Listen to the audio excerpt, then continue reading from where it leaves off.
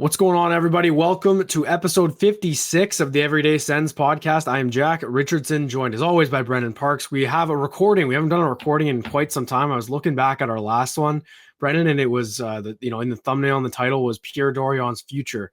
And clearly, obviously, that's no longer the case. He's not the general manager of the Ottawa Senators anymore, doing a lot of live streams lately. So first recording here is Monday, November 13th.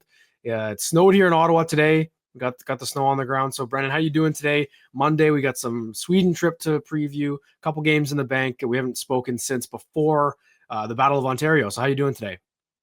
Yeah, I'm doing good. I think, a glass half full type of look at this. I'm just looking at Ottawa's schedule.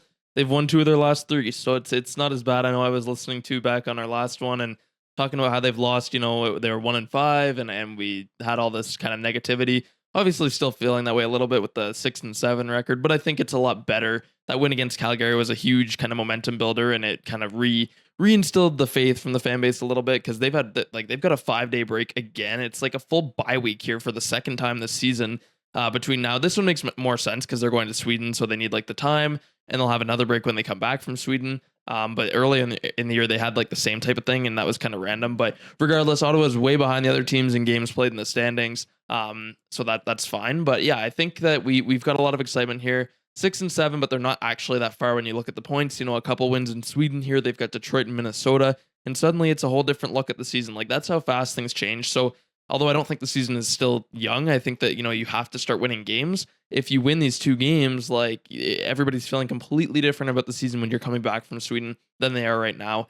But yeah, other than that, I think we need to commend Jack for his 2 hours and 45-minute live stream during the game the other night. I mean, he went live, and if you guys were there, obviously we appreciate you guys stopping in, because he had like some great chats with viewers throughout the entire stream.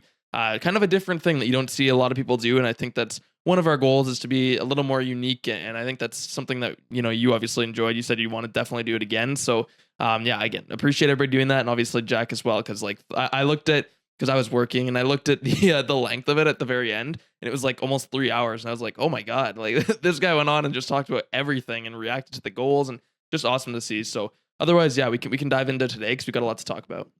Yeah, it was fun, man. And yeah, just a thanks to everyone who was watching. And it was nothing.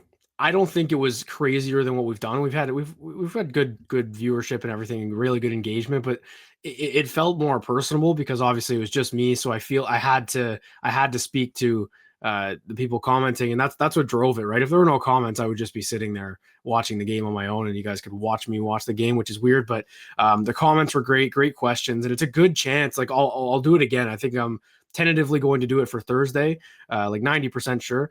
But it's a good chance to just ask, things you're curious about, just anything that pops to your head, for me, it was the same thing. It was random, like a commercial break. I'd just be like, what do you guys think of, I think I asked at one point, like the shot counter on the scoreboard on TV now, like what does everyone think of that? And then get opinions, and it's just good to get feelers out there. So yeah, it was a lot of fun to do, easier than I thought it would be, to be honest.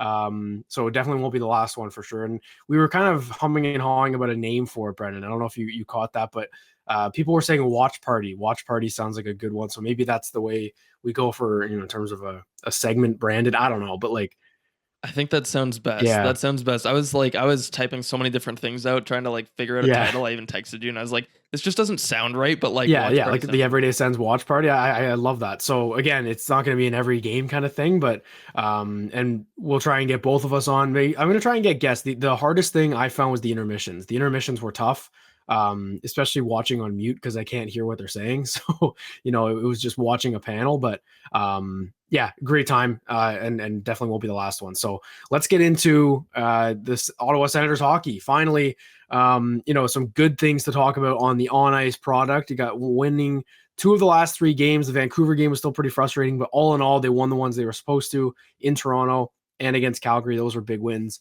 So we'll talk about that.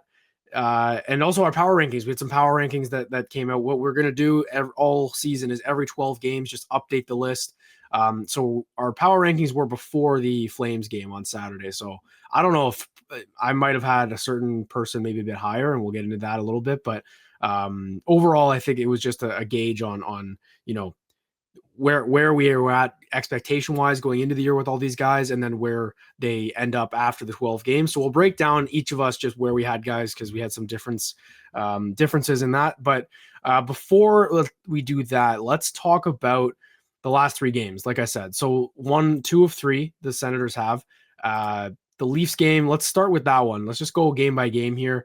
We were hot on the pregame live stream. That was probably the most negative both of us have been together at the same time this season for sure. It was not good. It was obviously in light of Tkachuk and Giroux and all the comments and the losing streak, 5 in a row on home ice, going in, like they had a 5-day break in between that you mentioned, in between games. So what were your thoughts on that Battle of Ontario? I thought of the 3 games, it was their best game. Since we've spoken. So just give me your thoughts on the Battle of Ontario, because that's the one. If you had to win one of those games, I'm picking that one 10 out of 10 times. Yeah, well, after we heard the comments from Kachuk and Giroux, like, of course we were hot, but what we kind of said was you have to go back it up now. Like, you can't say this stuff and then come out flat against Toronto. Claude Giroux was my big standout from that game. He took that over. I thought Brady actually was kind of quiet, but Giroux literally took that game. Like, this is what Claude does every now and then, is he just like legitimately takes the game over and decides the outcome individually by himself. It's ridiculous.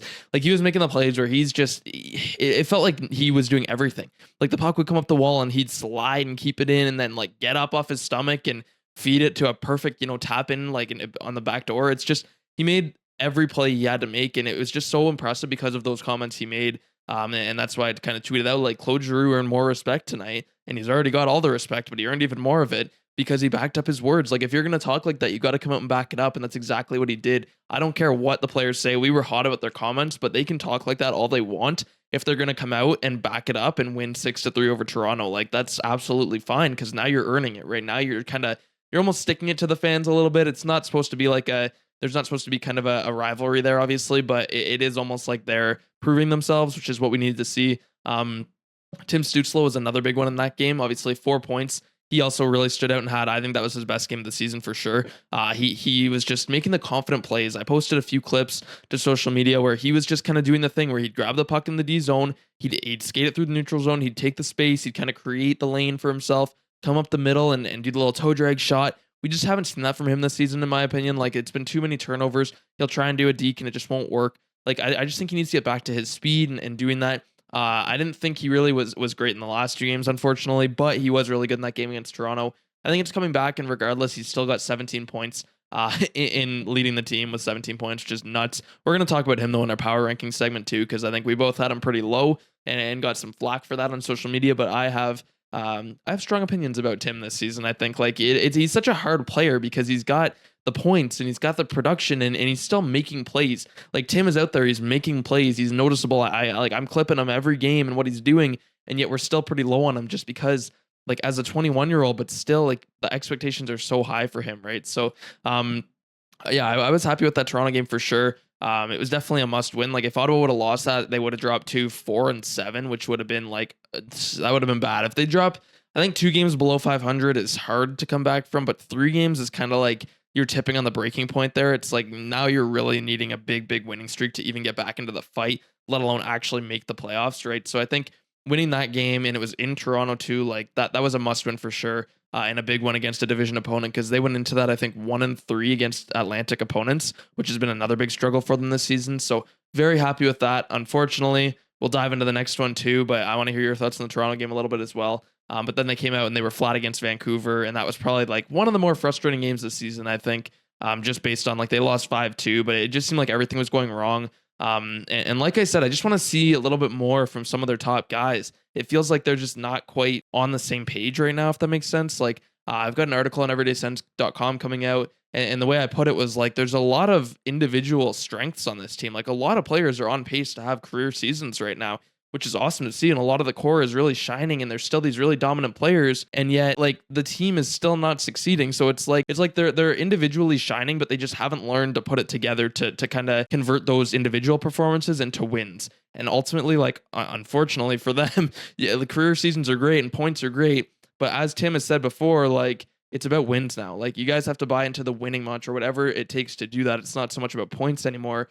it's about winning and kind of like, most of you guys are getting paid now, right? Like you're not even competing for a contract now. It's a little different if you're trying to earn the big bucks, but now you've got the big bucks. You need to be able to kind of convert these points and individual performances into wins. So yeah, I want to hear your thoughts a little bit on those first two games, kind of the highs and the lows exhibited there. And now Ottawa's obviously sitting at 6-7 as we head to Sweden. It was a really unique part of the schedule, wasn't it? Right? You get Toronto, Vancouver, and then Calgary, like three Canadian teams, and then those three teams all played each other in the same like span. So it was kind of fun to follow. It felt like the Canadian division from a few seasons ago.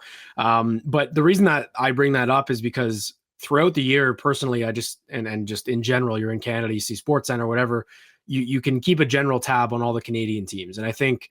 I watch Spit and Chicklets to get tabs on like the Minnesota Wild when I feel like it, because it's teams you wouldn't think about that don't really matter for the Sens in the grand scheme of things, but the Canadian teams, like, you want to keep track on all of them. So all four of these teams, Vancouver, Toronto, Calgary, and Ottawa, have been in the headlines a lot, right? And I think other than Edmonton, like I'd say Winnipeg and Montreal have been pretty quiet so far this season. For better or for worse, I think both of those teams are doing great. Like they're having pretty decent starts. But the four that I mentioned that all played each other in the span of 3 or 4 days, Vancouver's just been on a heater, so they're top of the division. That's what everyone's talking about. The PDO, like when are they going to come back down to earth? And we will get into that when we talk about that game. But with Toronto and Calgary, those are two teams that were struggling in certain areas, right? Like the Leafs had allowed 4 goals on home ice in a certain like consecutive games, whatever it was. And Calgary is just an absolute, just, I don't want to say depressing, but they're just not an inspiring hockey team right now. So both of the wins that the Sens had this week, speak to the team mentality. And it's, you got to kick a team when they're down. And I feel like that's what the Sens have struggled to do over the years.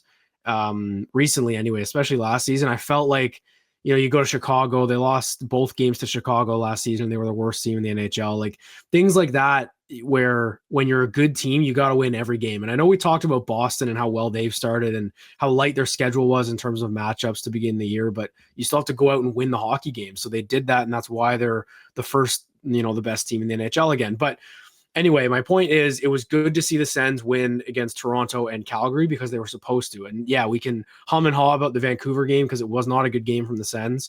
But on the second half of a back-to-back, that's the one you pencil in as a loss, probably going into that 3-game stretch. So they took care of business. And during that live stream against the Flames, until the third period, it was kind of teetering. It was, okay, what's the, it was one of those games where you're like, okay, what's the narrative going to be here? Because they've got a lot of downtime heading to Sweden. There's gonna be a lot of media over in Sweden, just coverage wise. What's the conversation going to be like about this team? And it was decided in that third period against Calgary, in my opinion, right? They came out and stepped on the Flames' throat. And that's what you have to do when you're expected to be a competitive team. You got to take teams that are struggling, and just kick them when they're down. We've seen it with against the Sens for years. So overall, very impressed. And I meant, Toronto is obviously not like the Flames. They're still a good team and they're still in a playoff spot, whatever, probably going to make the playoffs, but they took advantage of them in the areas that they were struggling in. And that was giving up goals on home ice. And that fourth period, led by Claude Giroux, Stützle, and Mathieu Joseph, was a perfect example of that. So overall, just the week in general was very positive given where they were. One game under 500 going to Sweden. You find a way to get 3 or 4 points coming back from Sweden. We talked about how many games in hand they're going to have on everyone on the field. Essentially, if you can be 500 coming home from Sweden at worst, then I think they're in an okay spot. They really are. And I'm guilty of this too in holding them to a very high standard this year. Like when DJ said our goal was to be 500 at the end of October, a lot of people, and myself and you included, were like, that's ridiculous. It's setting the bar so low. But based on where this team is, and where they've been the last few seasons, I don't hate the mentality of being like, just maintain the start. Like, don't let the season slip away, give or take. And then they're in a good spot because this team, what they have proven is that they can't start well, but they also have proven in December they really hit their stride. Like the last 3 seasons, it feels like, right? Game 20 to 40 has been when they play their best hockey, which is kind of funny. So if they can survive this Sweden stretch without, imploding again, and obviously that's just looking at the record. When we look at the play, and we'll talk about Vancouver because that was not a good game. that's when it becomes a bit more concerning. And all the expected goals are through the roof right now, or not even through the roof. It's the opposite of last year because the puck's going in more than it was last season. And they're still losing some of these games. So with the Vancouver game, I'll be quick here and then I'll throw to you. Like it was it seemed on paper and even watching sometimes like the Sens were dominating, like puck possession, they probably had it more. But then you checked after because you weren't watching the game live. You checked after, and what was the high danger chances or shots on goal? Chances, yeah, Yeah, it's 9-3 for Vancouver at 5v5. Now, Ottawa did get a lot on the power play, so we can note that too. But like 5v5 is where they're really struggling, right? Like 9-3, that's a big margin. The reason I even brought that up though was because after the game, like everybody and DJ Smith and all the Sens players were like, "Well, I think we outchanced them and outplayed them," and I was like, but you didn't. Like you might feel that way, but like you factually didn't. So that was kind of my point on that. well, yeah, and you can live with, and I'm glad you pointed out that stat because when I saw that, I'm like, that's how that game went. It was Vancouver being picky and choosy with their chances. Like, yeah, Forsberg did not have a good game, but when I watched with some family friends, so I wasn't really on Twitter for much of the game. But you go and you scroll Twitter after that game, and the amount of Forsberg, hate that I saw, which understandably because he did not have a good game, but he was not the reason they lost that hockey game, in my opinion. Like, I don't think that was fair to put it solely on him. Again, though, he does need to be able to bounce back from a tough one at the beginning. Like, it was a weird start, but the 9 high danger chances against, you might know, is that like higher on the higher end of what they've given up this year, or like is At it that? 5v5, yeah, Okay, that's pretty high. I mean, it's just that they only got 3-4. so Like, that's if what I you're was going gonna to concede say. that many, you've got to be able to Yeah, produce offensively that's what I too. was gonna say. I could live with, like going back and forth, but it didn't feel like that. Every shot they took was from the outside. I think Batherson he had 7 shots on goal that game. Obviously had a really nice goal. But every shot he took outside of that was probably outside of the dots. Like, they weren't generating anything. So that's why in this live stream against the Flames, I brought up the shot clock thing. I'm like, why do you guys like it? Because in that game, you watched the game against Vancouver, and you're saying, "Whoa, what's going on here?" Like, they're dominating, and they really weren't. They didn't. In games like that, all you have to ask yourself is, did Casey DeSmith steal that game for the Vancouver Canucks? And absolutely, he did not. So that was my take. It was just a bit of a sloppy game, and the third period was here and there. Like, they could have pushed, but it was the second period that just they let it slip again, and unfortunately. Even though they stormed back, made it 2-2, and it was that Kachuk missed chance. JT Miller just snipes it. But I think overall, like, it was just one of those ones you can move on from if you win the next one. So they did do that. So you watched the game afterwards, and maybe you can also loop in Calgary a little bit, just transition into that one. So what were your thoughts on the next two at home? Both of them, and they lost the first, obviously, to make it 5 in a row at home that they've lost, and then they beat the Flames on Saturday. Yeah, the Vancouver one, it's just quality versus quantity, and I've preached this for years now. Like, if you look at it, Vancouver had 16 shots, and this is why people were upset with Forsberg. He made 11 of 16 saves, which is like a .68 save percentage or something. Like, he did not play well, that's for sure. But at the same time, you have to look deeper than just saying, well, he let in 5 goals on 16 shots. You have to look deeper than that. Like, 9 of Vancouver's 16 shots were high danger. That's the thing. Like, I was watching them, and I clipped a few of these as well. They were just like toying with Ottawa when they had the puck. If you watch them in the D zone, in Ottawa's zone, Vancouver, like, they'd pick it up and they'd pass it around, and then everybody on the ice would rotate and they'd do a little drop. They would just sustain zone time against Ottawa. And even though they weren't getting shots, like, I know people love the bounces, and every now and then you'll get a nice deflection, and those are why you kind of fire all the pucks on net. But like, I feel like almost any team in the league can get to 30 or 40 shots if they really want to most nights. Like, if Vancouver would have just shot like Ottawa was, they would have been at 40 shots plus too. Like, it would have been there. It's just that they actually valued possession. They passed it around the zone, right? They really pinned Ottawa in, made them exhausted. Like, they would just like pin them in for a good minute. All of Ottawa's players would be tired. And then that's when mistakes happen, right? Then that's when they can be really exploited. And that's what Vancouver did. And Vancouver is a great example of a team who replaced their coach, but didn't really change a whole lot on the ice in regards to personnel. And they just got like from worst to best, basically. Like, that's how big of a difference it's made so far.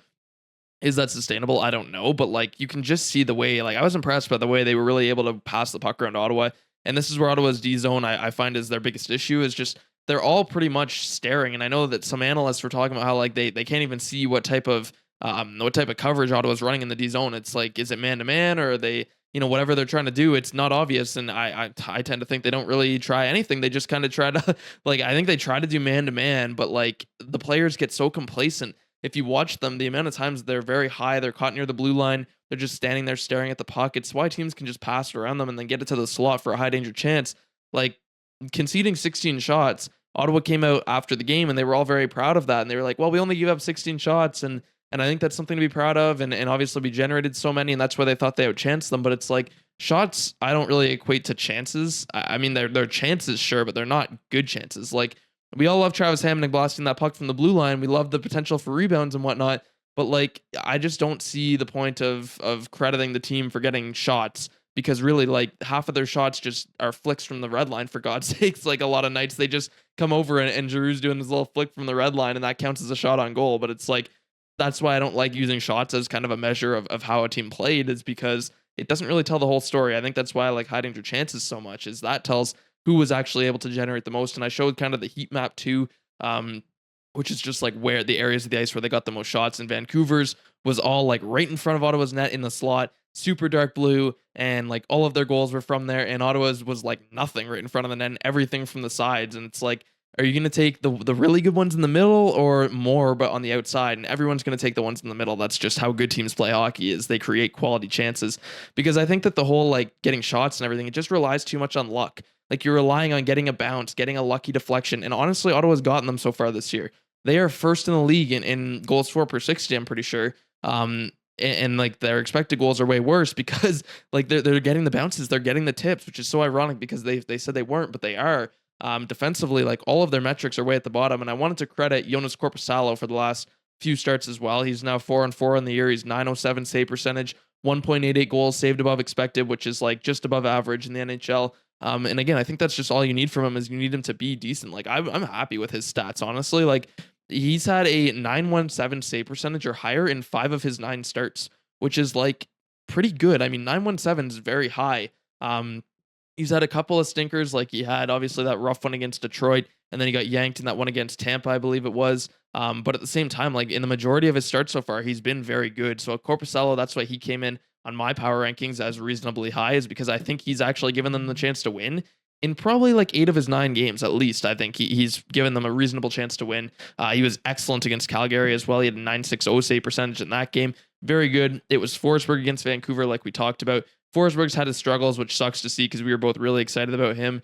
But again, my point here was more that Ottawa's defensive zone play has been among the worst. Like they are bottom 3 to 5 in high danger chances against per 60. Expected goals against, I think they're right there with Chicago for last place. Like actual goals against, it goes up, which means that the goalies are playing well. Like they're at least giving them a chance. But again, when you're subjecting your goaltender to so many quality chances and making him sprawl out and stand on his head like 8 or 9 times a game, it's like, that's just too much, right? Like you're exhausting these guys. You're really hanging them out to dry. I can just imagine where their confidence goes when they're facing these many chances like every single night. So I'm happy with Ottawa's goaltending. I think it's been good, but I wanted to credit Korpisalo because he's been a big star in my mind so far. And I'm surprised that people kind of aren't happy with him. I think it's just such a cop out to blame him, especially when you look at their D zone play. And then I'll just quickly throw in, and then I'll throw it back to you. I'll throw in the whole Friedman thing, how he was mentioning Ottawa's looking for defensemen. He mentioned that, I guess, on the broadcast Saturday night in between periods, how they're looking at the market. I'm just going to say this, like they've had injuries and we can blame that. And I do in a way, but I'm not convinced this is a personnel problem. Like we had Nikita Zaitsev, and we've had Eric Branson, we've had Braden Coburn, we've had Josh Brown, we've had the list of just these brute defensemen who have trouble skating and being useful. And it's just like we've had all these players, and now we've got Jacob Chikrin, and we've got Jake Sanderson breaking out, and we've got Artem Zub back now, and like you've got these good players. Shabbat's hurt obviously, but even Brandstrom, he's been good, and it's just you've got these good players. I don't think it's a personnel problem. I think they could upgrade on Travis Hamonic, for example, but like, is getting a third pairing defenseman really going to be the difference in, being last in the league in all these defensive categories and improving to being in the top half? It's not. I think it's more of a systematic thing. And I don't even know what the solution is other than the coaching, but we don't have to get into the coaching. I think it's kind of set in stone now. DJ's got a little bit of job security. I don't know if they want to get rid of him right away, just based on what everybody's talking about. But yeah, just wanted to throw that in there too, but you can go ahead. I've got some thoughts on their D zone. I was watching it closely on Saturday, especially because there were some moments against the Flames, especially in the first 2 periods, where the Flames were buzzing around at even strength in the offensive zone. And you're thinking, like you mentioned that I forget, I think it was Jamal Mayers who might have mentioned it. I forget what broadcast, but just saying I don't know what they run defensively, and is it man, is it zone? To me, it looks more like a, you know, is all speculation. It's all assumption. I'm guessing that the mentality is when if you're out there for a certain amount of time or it's been a shift and then you start to feel like you're getting hemmed in. It happens a lot in the second period, just in general to any team just because of the long change. But in those periods, especially in the second, I noticed it. It looks to me like when they scramble in their own end, they just kind of tighten up. And I think that's the right play. The problem is that's not going to look good analytically because they're going to be giving up a ton of possession in their own end. But a couple of times against Calgary, the reason it didn't hurt them is because the Flames couldn't get inside and they didn't get any good chances. The issue is when the Sens defend like that and then a chance is given up, you're like, what just happened? Why was that so easy? So if it works like it does against the Flames, where you just make Corpusalo or whoever's in net make the saves that they're supposed to make, it's not a terrible formula. And I don't personally think that they're I think I got to be careful with what I say here because again, I know that they need a new coach, but I'm just kind of accepting the reality that we have right now because nothing's going to change imminently. So to me, their biggest issue is transition defense, and that's where Vancouver exposed them mostly because that's where grade A chances come from and high danger chances come from. I'd be really curious because I know that their goals against per 60 is bottom basement in the NHL near Chicago. I'd be really curious to see what percentage of that is off the rush and what percentage of that is in their own end because legitimately like it's not a good formula because they give up the puck a lot in their own end, but I would argue that just eyeball test the main issues that they have in their own end when it's a grade A chance given up when they're all five in the defensive zone is like boneheaded giveaways. And we'll talk about that with the power rankings with Stutzla because that's been my biggest issue with him. He's a big culprit of that. So I can see the formula for their D zone. It's the transition defense for me that I don't understand. There's no coaching involved there, like unless they're saying just soak it and we'll try and cheat for offense because we're a good rush team.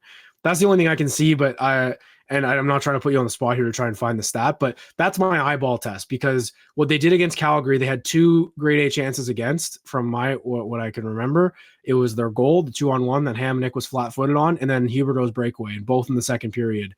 Other than that, I don't think the Flames had any good looks at all. So when you think about it like that, like I can see the thought process in their own end. Like a lot of the times the Flames were buzzing around and it's like, oh no, the fourth line's hemmed in there for 2 minutes, but they got like one outside shot. And that's kind of what was happening with Vancouver, right? It was the Sens were doing that to the Canucks, but they're not generating anything. So there's a way to defend where it looks like you're getting hemmed in, but it's not really the case. So that's the vibe I got on Saturday against Calgary. It's like they're kind of collapsing a little bit and it looks like they're going to break, but then they just kind of get one save, freeze the puck, and that's what you rely on. So maybe that's the mentality. And their defensive zone last season wasn't this bad. Like it was actually decent. It was middle of the league.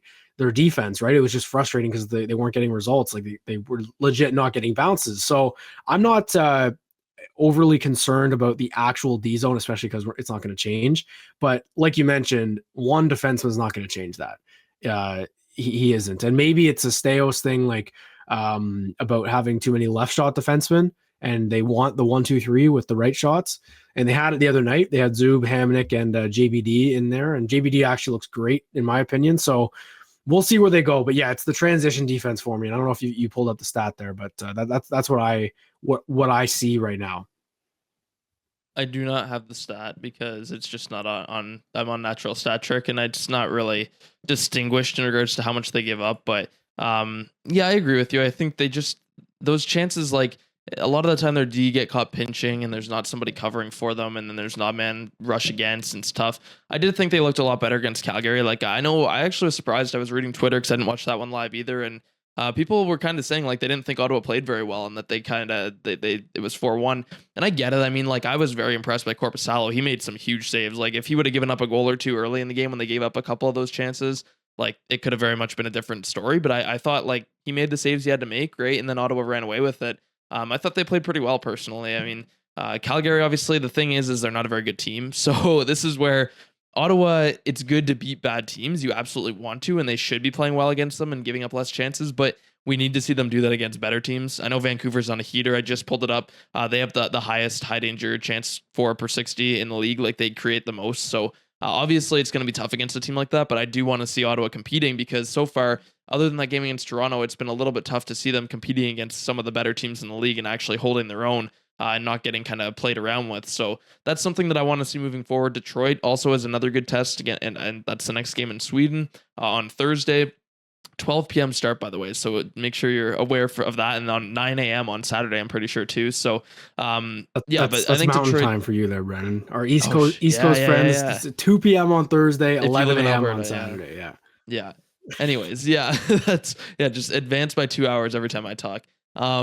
But yeah, I think Detroit's a good test on Thursday because they're obviously doing very well too. I think they're still like 8-5-2 right now, something like that. So they're going to be another good one. But I want to see Ottawa kind of perform better against the top teams because it's always good to beat like Calgary, but then you look at Calgary and they're like 4-9-2 or something crazy like that. They're at the bottom of the league, and you're like, I mean, it was an impressive win, but was it really? Because like they should have had an impressive win. It's kind of just meeting expectations. Now you have to do it against the better teams, which we haven't seen a whole lot of yet. But yeah, I'm kind of good on those three games. I think Ottawa overall, 2 of their last 3 will take it. Obviously, they had lost, they'd won 1 of their last 5 before that. And I thought they looked really good against Toronto. Vancouver kind of put them to bed a little bit, but then they look good against Calgary.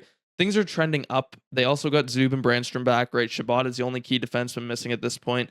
And yeah, so I think things are looking up. I think we can get more into the positives now as long as everybody stays healthy from this point onwards. And there was some worries there at the end of the last game too, because Zub actually did leave again after taking a hit. Was it a hit? Yeah, he ran into Tarasenko. Yeah, That's right. and It was that it was weird his thing. head, like exactly where he got hit by the Yeah. puck. So it's just I don't know. He didn't It's a practice. fluke Did not thing. practice today, and they're off tomorrow. But hopeful, like it's his head, so it could be a week. It could be tomorrow. Like I don't know. So he's on the trip though, which is good. Yeah, and do you have anything else on these 3 games? Because No, I'm not pretty good on them. not really. No, the only thing though is like you mentioned you were a bit surprised with the reaction. It was the third period really settled things down. Like they really took over. But it was kind of like the Toronto game actually. But the second in general, like they had it and then they give up that 2-on-1 and you're like, oh no, like here we go again, kind of thing. And then I think the Flames had a power play at the end of the second and they were buzzing a little bit. So it was close. And then obviously they get that early goal in the third. It was a big one, but yeah. So overall it was a good 3-game stretch. You lost the one you expected to lose. Like I think going in, everyone circled that one as the one they're probably going to lose, but win the ones you got to win, beat the bad teams, get the 2 points onto the next. The only, the positive about winning that game, if you had to pick of the 3, if you're going to win 2, which one you want to pick, you pick that one because you're riding the high into Sweden. It's a good feeling. It's a Saturday night win. You break that home losing streak before leaving for another 2 weeks. Like their next game at the Canadian Tire Center is next Friday. So they would have to wait almost, that's 13 days before playing at the CTC again. That would have eaten them up a little bit. So getting that is a big one. I think it's important. It was a sellout crowd again. I had some friends that were at the game. They said it was a great atmosphere. So it's good, build the confidence on that one. Before we talk about the Sweden trip, let's talk about our power rankings. I mentioned we're going to be doing that every 12 games this season. Just giving I mean, it's pretty self-explanatory. It's where we think each player is. Should make it clear, and I don't know if people, I'm kind of tongue-in-cheek saying it's self-explanatory because maybe sometimes it's not. So a power ranking is not this guy is the best player on the team and this guy is the 10th best player on the team. It's a ranking based on that sample. It's like in those 12 games, who was the most impressive? And we didn't really give ourselves, it was a minimum of playing half the games, I think you said, but or a minimum of a certain amount of games, but we didn't say like based on XYZ. We said nothing. So for me personally, I'll go through my list a little bit here and then we can kind of, I'm not going to go through all 10 players, maybe just the highlights one, the ones that kind of stick out a little bit, where they are in position wise. But for me, I went in just with an expectation thing on them.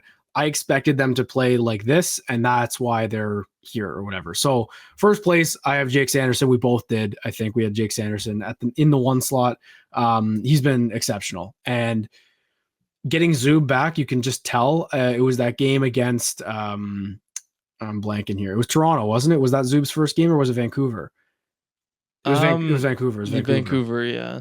Yeah. And obviously they ended up losing that game, but Sanderson looked like a new man in that game. It was night and day. Travis Hamonic is just I lost my mind on it wasn't the Toronto game, but it was a couple weeks ago. Like just two terrible mistakes. It was the Tampa game. It was the Tampa game last Saturday. But anyway, getting him away from Sanderson is good, and I think that's not debatable anymore. And I believe the coaching staff is recognizing that, moving him away even before Zub was back, getting him with JBD. But yeah, so I got Sanderson first. Next kind of headline one is probably Matthew Joseph for me, and I have him in the 4. And the reason I had him in the 4 was admittedly I forgot about him. I really did. I forgot that he was, I just legitimately blanked. So I submitted a list to you, and then I kind of just threw him in there. But admittedly, I'd probably have him third, maybe even second in terms of expectations and everything. That goal against the Flames obviously helps, but he is just so good. And I wanted to almost spend more time on him and just talk to you about Matthew Joseph and use the power rankings to discuss that. Same with Stützle. We'll get to him in a little bit, but Joseph to me, the stats are there. Yeah. And that's kind of the vibe I had in the first 5-6 games. I was like, he's playing the same as he was, but the stats are just there now. But, watching even more, it's defensively too. And I know he was good defensively last year overall, but the takeaways he's getting, he's using his feet to create space for people around him. Like he's not just over, exceeding my expectations. He's legitimately cementing himself as a top 6 forward on this team, and a good one at that, right? Like I think putting him with Stützle and Giroux for that Leafs game, the numbers were obviously crazy, and then they also dominated against Calgary, but it's more like it's such a different dynamic for Stützle to have that he's never really had. And other than Alex Formanton a couple of seasons ago, having that kind of speed on your line as a centerman is so valuable. And I think, Brady Tkachuk's a completely different style of player, but with Stützle, having a guy with that much speed just only creates space for him. And we'll mention that in a little bit here with Stützle and like the transition play that's been my biggest issue with him. But in the neutral zone, having a fast winger, let's say you're Stützle bringing it up out of the defensive zone, Joseph's speed, the other defensemen have to start backing off. Like it backs off the other opponent. So it gives Timmy time to bring the puck up, get a controlled entry, all of that. Like it's just little things like that. And then the offensive zone, they've been dominant. But that to me has been Joseph's biggest thing is he's moving his feet in the defensive zone a ton, and it's creating space for his teammates. And that's why Stützle and Giroux are able to cook pretty much. And Joseph's part of that too. So what have you thought about Matthew Joseph? I know you also had him pretty high. You actually had him second. You had him where I should have had him. So let me know like what you think about Joseph, and you could just maybe run through a little bit of your list, and we can get into the bottom because Stützle is obviously going to be talked about. We both had him in the 9. Yeah, so yeah, I had Sanderson number 1 as well. And I've got the list pulled up here just for your convenience on YouTube and if you're watching on the video. But Sanderson was 1 for both of us, and I think that's just because he's 21 years old and he's essentially been a true number 1 defenseman. And I think that we had expectations high for Sanderson, but he's really exceeded them. Now his numbers have plummeted since being paired with Hamonic again, but I'm not even really that concerned about the numbers with him. Like I watch him play, he's making things happen. He's being so good defensively. It's hard to quantify that defensive play. Like if you watch him against the rush, he's just on another level. Like he's almost never beaten by the rush. His skating is so good. Like he just does everything, and he's so young, right? So I think he's the definite number 1 for us. Joseph, I had it 2, and I completely agree with you. Joseph, he's just he it's kind of what you said. He looked like this last year, except that now he's getting the production. But he's taken it to another level. Like I find he's very noticeable every night. And that's something that I definitely wasn't expecting, is that he's not playing like a bottom 6 player, which is what a lot of people have him pegged as and had him pegged as coming into the year, right? That's kind of what he's been his whole career, as a bottom 6 type of guy. He's looking like the guy who they traded for in those first 11 games that earned him the 4-year contract, where he's both like standing out and he's earning the points. Like the points are coming, the goals are coming. He had 18 points in all of last season, and he's already got 11 this year. Like that's insane. So he's got the production and he's looking really good offensively. But like the one goal that really stood out to me was that Chychrun goal against Toronto, where they shot it in and Joseph just burst by the defenseman with his speed. And it was one of those plays where they like fired it, would have been icing. And they fired it off the far boards, and then Joseph went around and nullified the icing, won the battle to the puck, and then he like won the physical battle too. Played it off the wall back to Stützle, and then Stützle to Chychrun, and it was in the back of the net. That just like that is a good representation of what Joseph brings in regards to speed. I like your Formanton comparison. It's the same type of thing. But I find like he's not just like quick and able to score goals and stuff. Like he's gritty. He's a gritty player. He almost has like a bottom six style where he's not afraid to be physical. He will throw hits. He will win battles. He's strong on his stick.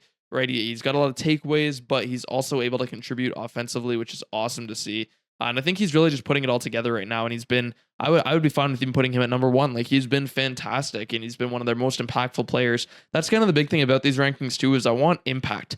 Like you can have points and that's great, but I want impact. I want you to stand out. If you're standing out, you're going to be high on this list, right? If you're out there every single night and just from the eye test, we can see that you are winning battles, that you are backchecking. Backchecking is another huge part of Joseph's game. There's been more than a few times this year where he'll come from behind the other team's net and he will hustle all the way back and nullify like the trailer on an odd man rush for the other team, completely take away a high danger chance. Like it's happened almost every game. So if you watch those things for Joseph, you'll be even more impressed. But he's just been so good. I think with him, it's the effort too. Like he tries more than anyone on the team. I think it's consistent. It's defensive. It's away from the puck. It's with the puck. It's everything. So very happy with his play. And I'll just run through the rest of my list quickly, and then we can kind of hit on Timmy at the bottom too, because I think he's the one we need to talk about. So at 3, I had Ridley Gregg.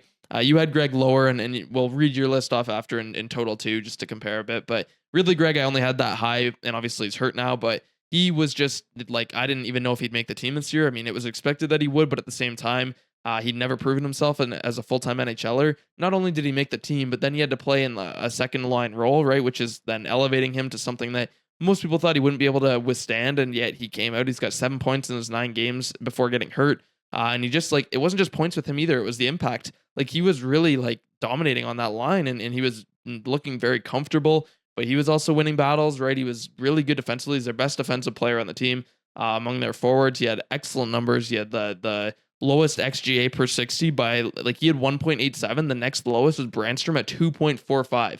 So like Greg, when he was on the ice, the Sens were just dominant. I mean, his goal differential at 5v5 is 10-1. Like he was on the ice for 1 goal against and 10 goals for. He's just like the most impactful player positively on the team through his 9 games. His injury is kind of overlooked. It was a huge one. Like they are missing him for sure up front, but they are still scoring, so not a huge deal. But again, very helpful defensively. At 4, I had Jacob Chikrin. I mean, that's self-explanatory. He's been excellent. He's probably in Norris Canada right now. 5, Vladimir Tarasenko, exceeding expectations for sure for me.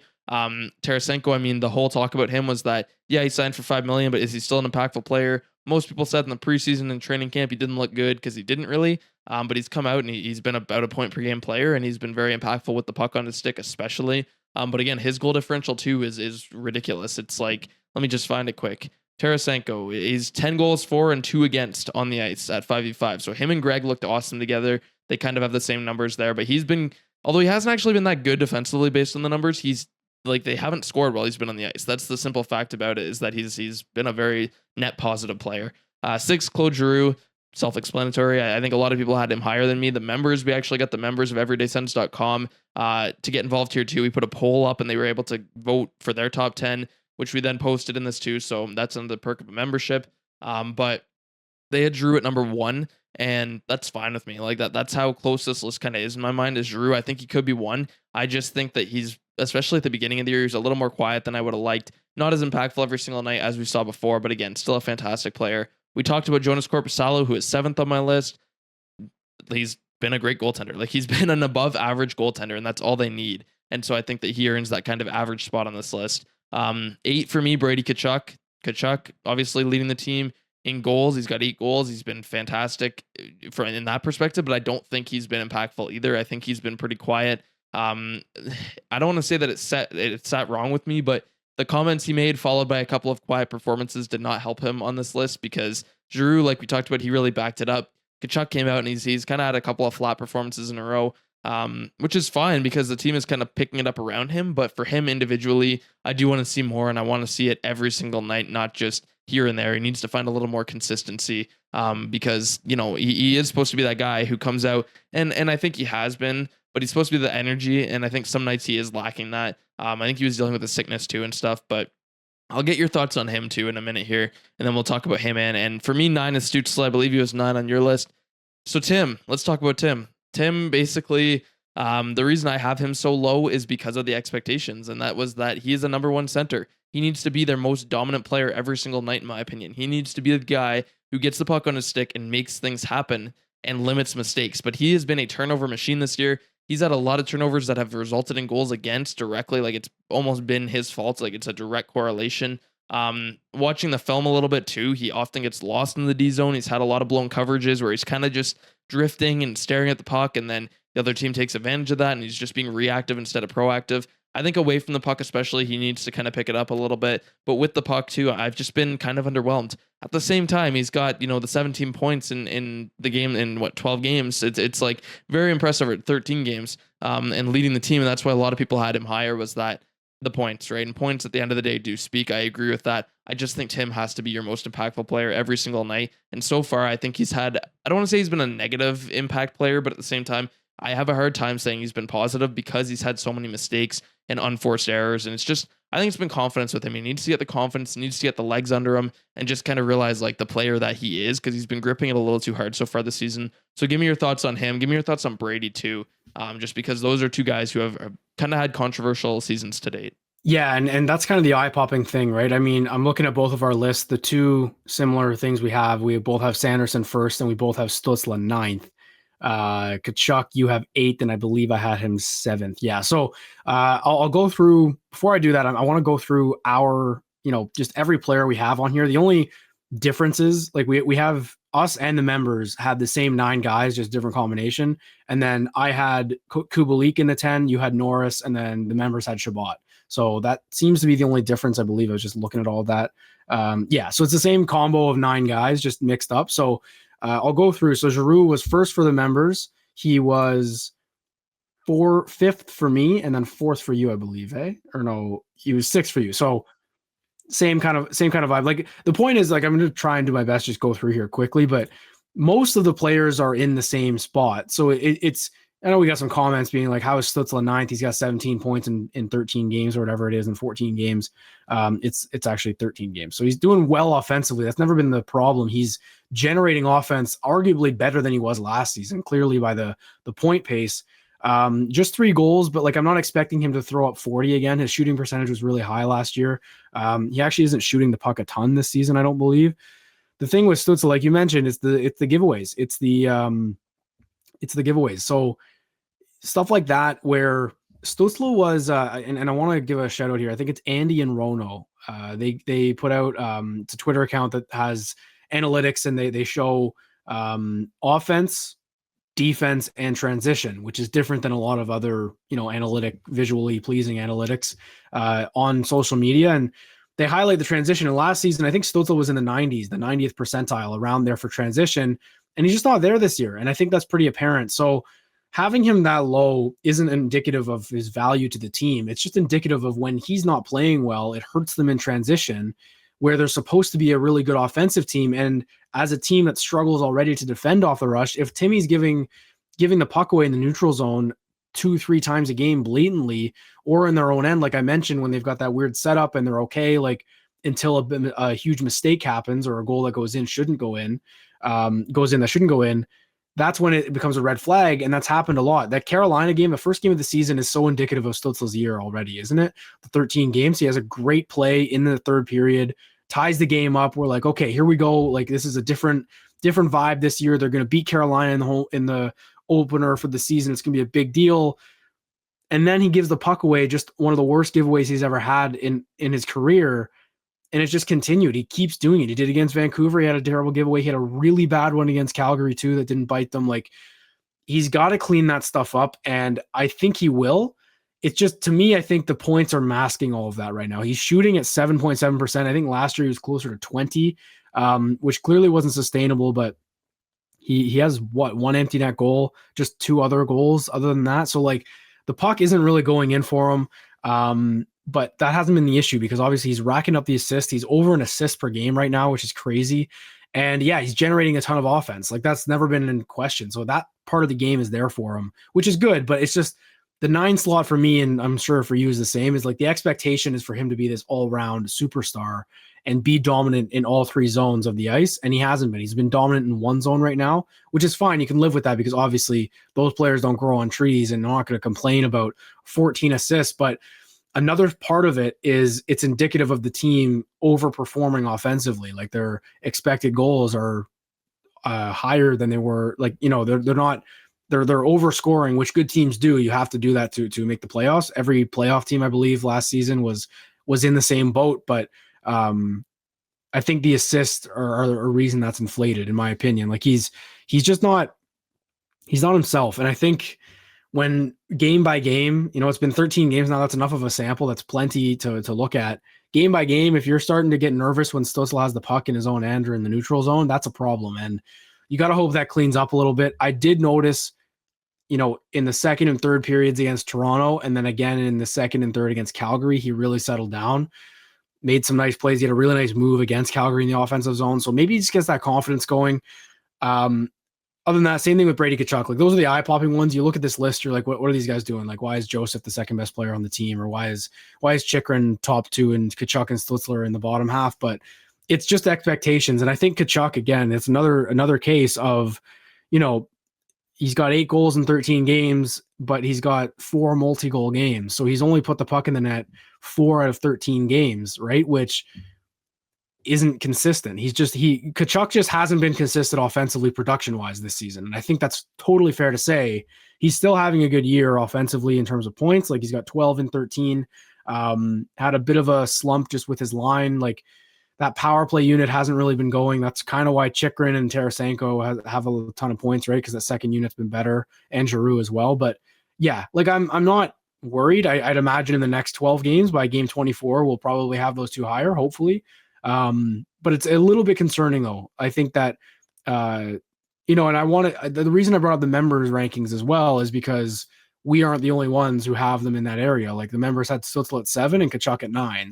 Or Tkachuk at 8, sorry. So it's the same, the bottom half of the top 10, which is not where you want those guys to be. You want them to be at the top. So I'd imagine that would correlate over the rest of the season, but we'll see. I mean, you gotta, maybe the next time we do the rankings, we'd have like an arrow, like how many spots they went up or down or whatever. Yeah, like I'll the have trend. that.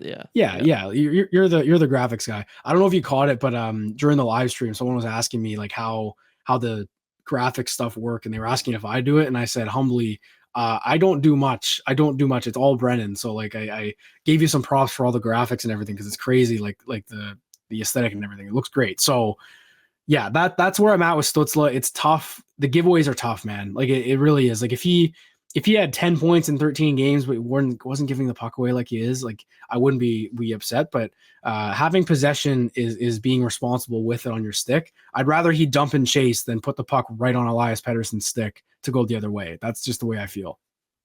Yeah, and you're absolutely valid for feeling that way. I mean, it's the mistakes. Like the mistakes have really plagued Ottawa as a whole this season. Tim's been a big part of that because he's on the ice so much. By the way, he's averaging like the 5th most ice time among all NHL forwards this year, like 22-43 or something. So it's when he's making mistakes and he's playing that many minutes, it's really like put on a pedestal where it's a problem, right? It's not just like oh darn, it's an actual problem because the mistakes are killing Ottawa, and it's usually self-inflicted, right? It's just trying to be too fancy or trying to make the play that just isn't there and forcing it. And that's been Tim's issue. And I think that does come back to gripping it a little too hard. He needs to just be a little bit more relaxed. But again, that comes back to our whole thing about the team kind of struggling with pressure on them, and they just have to be able to play through it, right? Like we didn't see it last year, but then this year they're a year older and supposed to be more mature, and everything's coming together, but then they're still kind of having these same issues with the pressure on them. So hopefully we can see that kind of unfold, because with a negative record, like they're gonna at some point or another have to win multiple games in a row.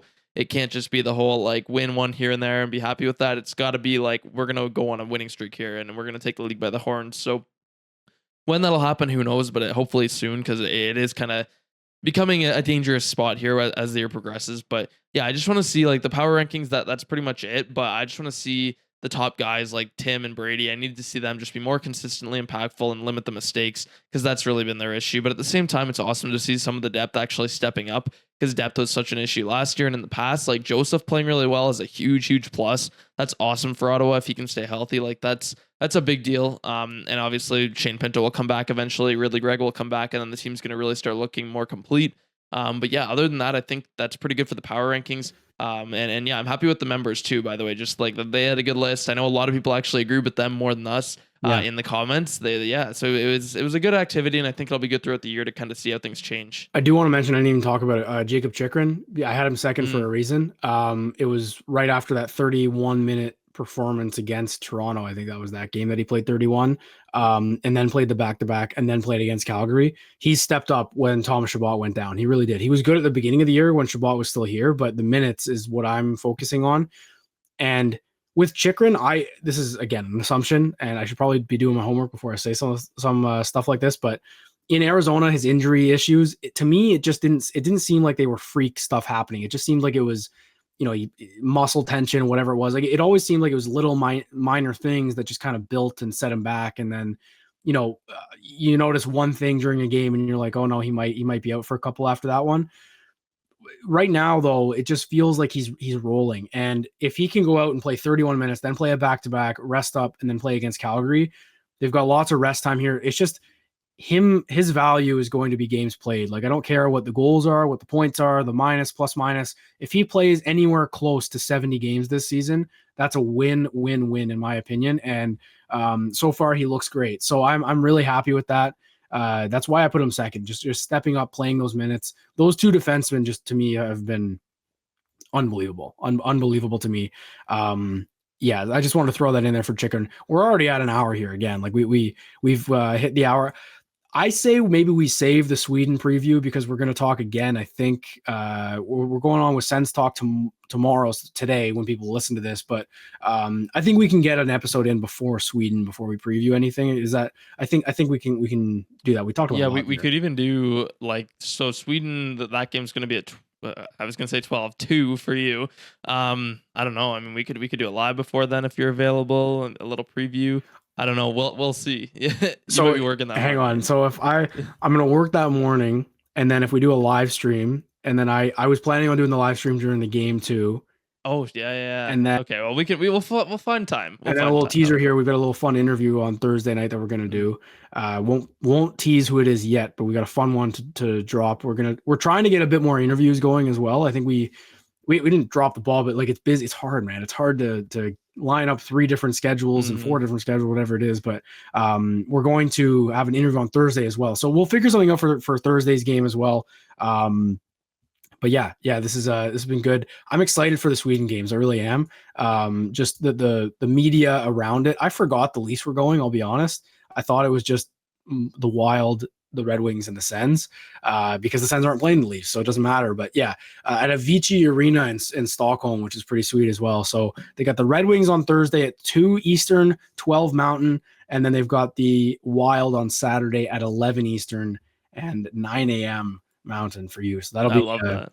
Yeah, that's a great little morning coffee. I mean, same for me probably. I'll be at work for that one still, but yeah, I think that's gonna do it there for episode 56. We called this one. We got some power rankings breakdown. Feels good to record one again. It's been a while since we've done that. I mentioned off the top, our last recorded one had Pierre Dorion's future as a question mark, and obviously he's no longer the general manager of the Ottawa Senators, so that's a bit dated. But thank you everyone for joining. Please like the YouTube video, subscribe to our YouTube account as well. Also subscribe to everydaysens.com for in-depth analysis. We brought up the members power rankings. We're going to keep the members involved like that throughout the season. I mentioned on our live stream too during the watch party. I mentioned that we're going to try also to get segments for members as well, just get them involved on the video, and people seem to really enjoy that. So if you want that to be you, subscribe to everydaysens.com. It's worth it. In-depth analysis. I mentioned Brennan is pumping out the graphics and everything like that. That's where it's all at. Like that's the spot to be for all of that. So check that out. Thanks everyone for joining us. We will see you all next time, and go Sens go.